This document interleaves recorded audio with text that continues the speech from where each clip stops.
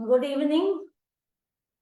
Thank you, Prasanna Kumar, for giving me this opportunity to connect with my friends all over the world and family members also to read my poems and also about the themes on which I have been writing all my life.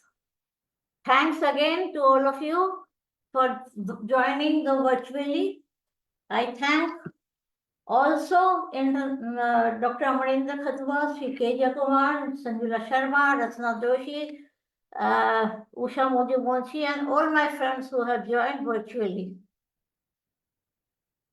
Songs of Humanity, or We Rise When We Lift Others, edited by Rupali Sarkar God and Prasanna Kumar, published by Authors Press New Delhi with a foreword from Sudarshan Kechri, is indeed praiseworthy, and my association with the fertile brains started when I contributed my poems A Magical Era and A Life a Hymn for this anthology.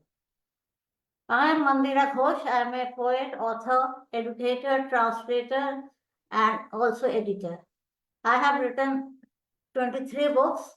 24th book is just about to publish. It's on the pipeline. Through my poems, I have arrived at a juncture where scientific thoughts primarily meets metaphysics and literature. With an early science background, I have used scientific terms in many of my poems. I will be reading a few of my poems, but other issues of life also depicted in my verses, which translate music of a sensitive soul. Though most of my poems are written in free verse, but the lyricism is also evident in several poems. Poetry for me is my breath and dream, and all poets all over the world are my friends. I have written, like just now I saw Prasanna's message that all poets are his family members. So they are my poets' friends are scattered all over the world. I have written in various genres, but primarily I am a poet. Predominant themes of my verses are, as mentioned earlier, science, poetry, and metaphysics, women's issues, sensitive and also positive, world affairs, and everyone is writing. Nowadays, the situation is so bad. So, by writing our poems on world affairs, we can reach out to the people and do some solution to this affair. Then climate change, as all can see, the situation in all over the world, the consequences of climate change. I have written a poem when I was maybe in 1996 or 97, Thorns in a Poem. Thorns in a Poem was all about that time I was reading that the Mars is becoming hot, so learn from Mars. So I will read that poem and I will start with that poem. Then on nature, cities like Kolkata, Delhi, Bangalore, cityscapes has the poems of on Bangalore, Abu Dhabi, Dubai, Thailand, Nepal, Kathmandu, Pokhara, and many other places where Kochi, where I have visited, I have written on them. I will be reading poems that I have chosen for each theme, if time permits. But before that, I want to tell that I am the treasurer and also a office bearer, governing board member, and also I'm an editor in the sense K. Jayakumar, our president of Poetry Society India, is the chief editor, and I also help in editing and compiling basically. Now, first of all, I will read a poem that I have read before also, that is very evident, that has a metaphor of Konark temple as wheel of time. That is I am made of atoms, mainly of carbon and oxygen. I am matter. Consciousness is the sunlight of my photosynthesis. Before matter, I was there. After matter, I will be there. I am the wheel of Konark. I can't wait. I divide numbers and I create numbers. I find the circumference of this universe to its diameter as constant. 22 by 7, it is pi. I am the wheel of Kanak. Consciousness is the sunlight of my photosynthesis. I can't wait. I can't wait. I can't wait. Eternity calls me. I move on. I move on. Posterity waits for me. All over every corpuscle, over every living cell, I can lie. I can rest. This is one of the very earlier poems when I was 22 or 23 years old, most probably. Primarily, I wanted to take up poetry and literature, but as it happens in most of the families, we are supposed to take up mathematics and economics so that we have a good career. But my father and parents were extremely supportive of whatever I have done in life is because of them. Now, as I told you, I did maths in Indraprastha College, Delhi University, and subsidiary was economics. So during that time, the real in the syllabus we had real analysis. So Mrs. Agarwal, Saroj Agarwal used to teach in Indraprastha College real analysis. So I used to pick up the words like infinite, absolute, and simultaneously I was reading a lot of books by Swami Vivekananda, Ranganathananda, Radhakrishnan, and also somebody else also, Krishnamurti. At that time, I don't think I have understood much, but that helped me afterwards. So this particular earlier poem has chemistry physics connection. This poem has mathematics connection. Infinite. I move in time, I move in space, still within I am the same. Flesh changed, my flesh changed has changed my blood. Color of my cells have changed and color of my skin have changed several times. I do not remember. I remember when my garden was full of dead carbon, 5,800 years old charcoal. Buddhist monks were passing through when the Upanishads were saying Charaivati, Charaivati in the infinite. Charaivati, Charaivati, famous lines from the Upanishad, march on, march on. You divide infinite by 2, still infinite will be infinite. Divide infinite by 4, infinite will again be infinite. Infinite by all infinite will be infinite till finite is infinite. Infinity is fascinating. We may cross and move throughout the space and time, and we keep on moving around it. I cannot cross infinity alone. I need death and you. Help me in death. We may cross and move lifeless, bodiless, mindless, soulless throughout the universe, through space and time. Now, recently, I have been to Foswal or Stark Literary Festival. Over there, we have selected the poems on climate change and also on war and its consequences. Ajit Kaur and Arpana Kaur, they are very nice. They have, along with others, Kavita Singhal and Dr. Banita, we have had 4 days session, wonderful session. Now I will read the poem on thorns in a poem, which I read over there, and also the particular poem, as I told you, I wrote many years ago.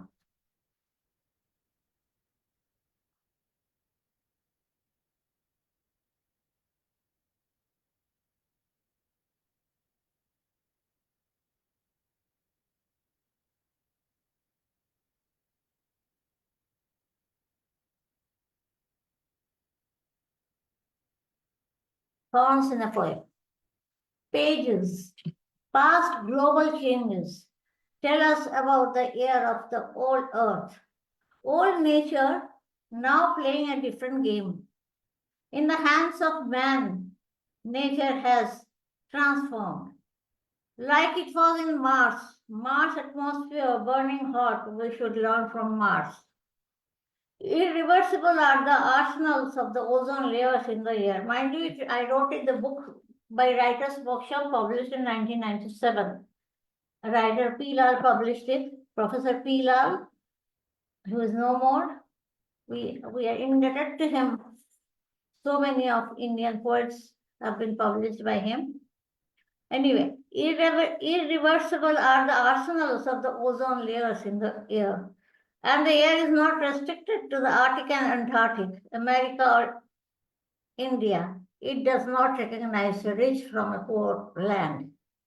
The choice is ours, going back to an old Earth or to a planet like Mars, complete with carbon dioxide and monoxide.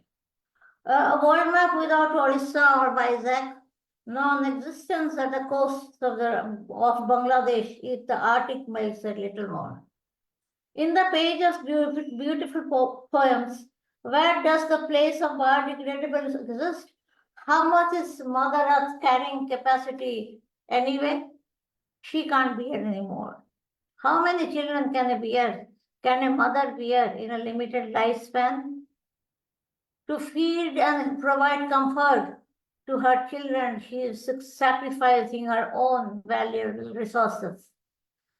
Life and the balance of life, for it is 12:15. I can't think anymore.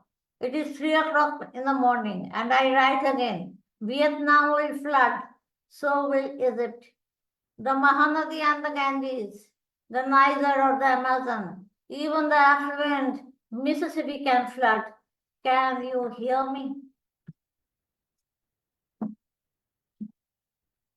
This is the book edited by Dr. Prasanna Kumar and Dr. Rupali Sirkar Gaur, and this has a beautiful foreword by Sudarshan Kechari, and this is the title of the book, and many of us have seen the book, Manustav, Songs of Humanity. We rise by lifting others. There is no doubt about the fact.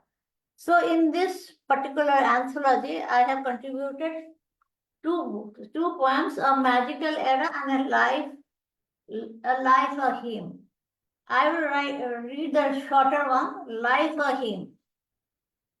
And thus was created a welfare state with mankind's zeal that could heal the wounds due to wars and separation, hatred and starvation. Waitings and wailing could be over. Nocturnal rains will also shower to rejuvenate the remaining dreams that will create the lives of hymns. We look forward towards those dreams that will be fulfilled because of our compassionate stream. Through the saline tears of men and women will reflect through the world's transparent gleam.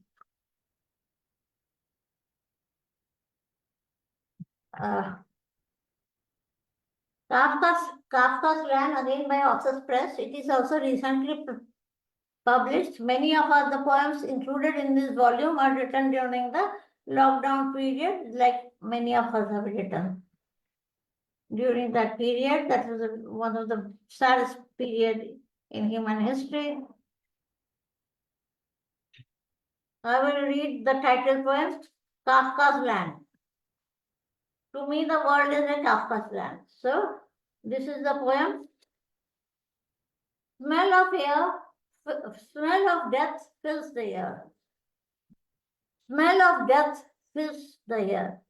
Smell of dead bodies, dead bones, bodies fainted in ventilators, OTs, like fainted frogs in the waxwork, ready for dissection.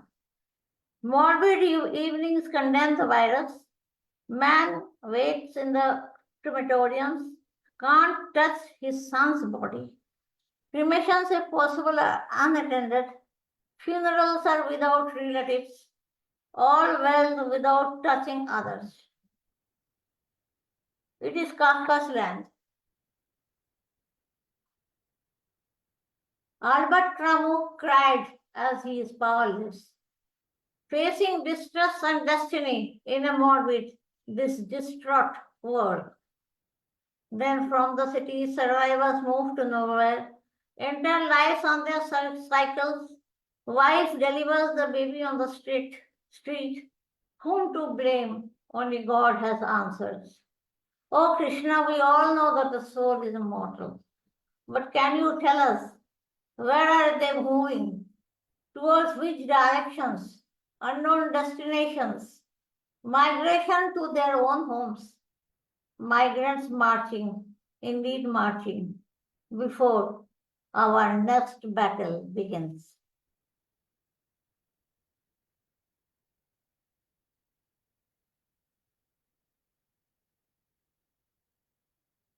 There are some poems which are written on women. So some are women of the hills, women of the deserts, women. There, every aspect has difference.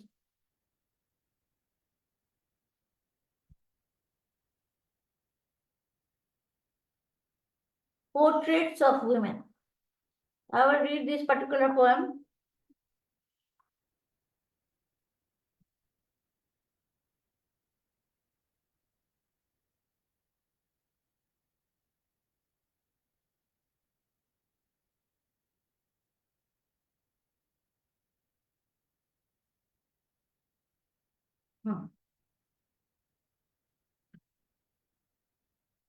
Portraits of women. Under the watchful eyes of the mild winter sun, I watch my help's cracked feet blister red. I am such invalid, I can't even wash the dirt of my clothes. You pay me, ma'am, I will wash, I will clean. My facade shining spick and my facade shining spick and span. My second places are dirtier by the day. The earth is all filth, all dust, all earth. But she will be able to clean, wash, wipe off the dirt. What marriage are you talking about? Husband on eternity on drugs. Toddy, she inherits leftovers only to conceive another moribund girl child. For the ones who breathe, she merely borrows and begs. From soil to different shades of soil, uprooted plants so precious to the mother plants reduced to the barmaids in restaurants as convenient cooks by loveless beast outraged. Then comes the beauty of Chinar and Kashmir girls. Yellow, orange, brown, green foliage. Among the desert and Chinar in the valley, the once paradise on severe winters, she is forlorn lost, but she danced once. Come March, the air is again refreshed with ozone. Dull lakes, transparent water will flow once again. See the wind of change, the smile of Kashmiri women.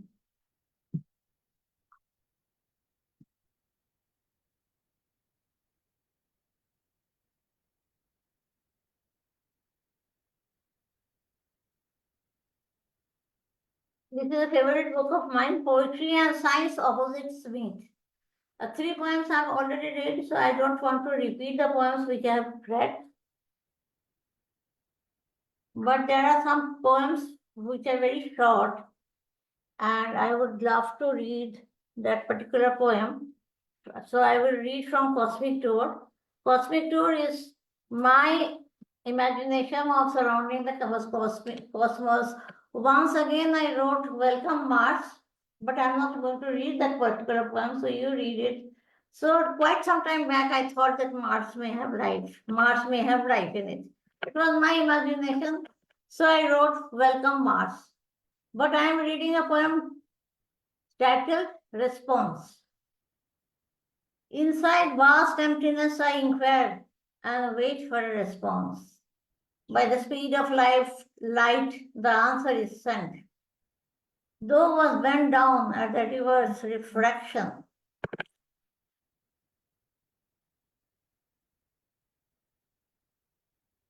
An irritating reply through void that arrived made me hungry for knowledge even more.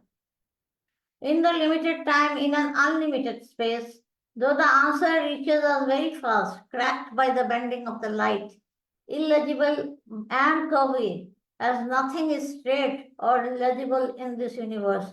Everything is crooked. I found the curve beyond comprehension. It turns the boundary of space and time, boundary of black hole and immersed in it. Everything is going into the black hole, it seems. No, the exact reply could never reach me. The answer was caught inside the darkest hole by the strongest gravity of the universe, penetrated deep inside a black hole, never to reach me ever and again. Quite a number of books, Amrendra Khatwa and myself, devotional music of India, then celebrating time travel. We have together we have done the editing and also we have compiled the poems. So I will read one poem from some. It's on because during lockdown period, everyone was confined to home and everyone wanted to go outside, even if virtually. So the memory of the people who have traveled to so many places, they are compiled in particular this book. So I will read one poem from this, my visit to Dubai. Dubai, I think Dubai.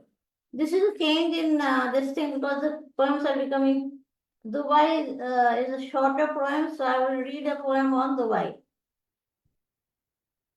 Dubai, then African safari. There are many poems on travel. Dubai, which is shorter, let me see. Dubai safari. Orange Street with a symphony of Mozart. My feet touch mica or dust with an unknown thrust. With Portuguese men, I went on a safari. Breaking sand dunes, we reach an oasis. Our destination is water, lakes, not sand and parchment. Men bring Arabian delight in dim light on silver plates. Olga dancing among the shrieks of men. Among laugh, lust, enchantment, breathtaking sunsets. I stay alone, forlorn, in a desert land, like a painting of Amrita Shergill, remorse and forlorn. Now, as we are coming towards the conclusion, I read another poem for Verses Unveiled. This is Dr. Usha Modi and myself. We have together we have compiled our poems in 5 sections. This is a very distinct book. There are 5 topics, and each topic we have given different views and written our poem. So it is on my home, that is Delhi. And she has written on Kashmir because it is her home. So both the poems becomes different. Delhi. Thorns on the cactus penetrated my skin as I grew up in the power capital. While going to school, cactus flowers during some Delhi summers, lovely flowers welcomed us during the winters. The scanty rains but destroyed my sandcastle and I drenched heavily during the rains. Babus in cycles smoked close to the government offices, basked in winter sun towards the India gates. Picnics, the sky was to be blue and it was so sunny. I remember my childhood days during winters. And now look at the situation. Anyway, picnics went on the Okla Dam, close to my home. Sparrows could be seen. Now the sparrows are also not seen. 7 sisters dance in the garden. Peanuts were sold with dust and smoke. Diwali fair went on spree when for the first time we tasted Coke. This is my city of love, my homeland. I am the proud citizen of a proud nation who made this world as her homeland. I think we can read, I can read one or two poems. I will read a poem on Kolkata also.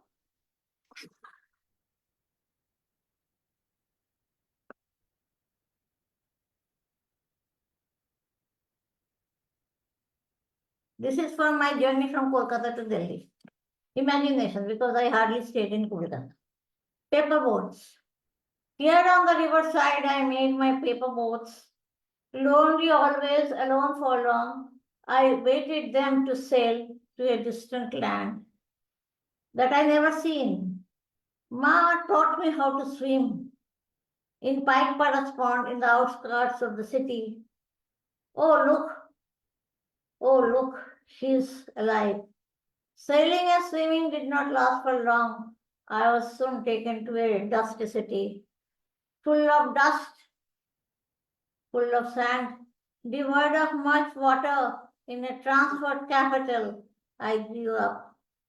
As I grew up, I learned of the famished people, partitioned land, war affected heroes, revolutionaries, Nobel laureates, cultured people of the land, though with warm blood always ready to descend to protest, also were proud of the lineage and heritage. This was the land to which I belonged. This was the city in which I was born. That was Kolkata. I think we should end it here. Thank you, Prasanna, and thank you all for listening to my creations.